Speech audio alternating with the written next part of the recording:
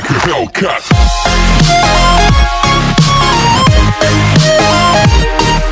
Next scene में हमें लियो नाम का एक रिच आदमी को दिखाया गया जो कि एक काफी बड़ी कंपनी का ओनर था, साथ ही एक बुरा इंसान भी था। यहीं पर लियोन एक मैगजीन को पढ़ रहा होता है। फिर तभी अचानक से रेडियो में उसकी कंपनी के बारे में बुरी न्यूज चलने लगती है। तभी ड्राइवर रेडियो को बंद कर देता है। तभी लियोन बोलता है कि तुमने ये क्यों बंद कर दिया, मुझे सुनने दो। तभी ड्राइवर घबरा जाता है और कार को क्रॉस कर देता है रेड लाइट को नोटिस किए बिना। तभी लियोन की मैगजीन नीचे गिर जाती है और वो ड्राइवर से कहता है कि आज तेरा बुरा दिन है। इसके बाद हमें लियोन को दिखाया जाता है जो कि एक मीटिंग अटेंड करने के लिए यहाँ पर आया होता है। यहीं पर हमें दिखाया जाता है कि लियोन बहुत सारे लोगों के साथ अंदर जाने लगता है। फिर तभी हमें दिखाया जाता है कि लियोन के कपड़ों पर उसी ड्राइवर का ब्लड लगा होता है क्योंकि लियोन ने उस ड्राइवर को बुरी तरह से मारा होता है। यहीं पर लियोन अपने कपड़ों को चेंज करता है और कपड़े चेंज करने के बाद सभी लोगों के साथ अंदर जाने लगता है। अब हम मीटिंग का सीन देखते हैं जहाँ पर बहुत सारे अमीर लोग बैठे होते हैं। एक्चुअली ये मीटिंग कंस्ट्रक्शन डिले करने के लिए बुलाया गया होता है। तभी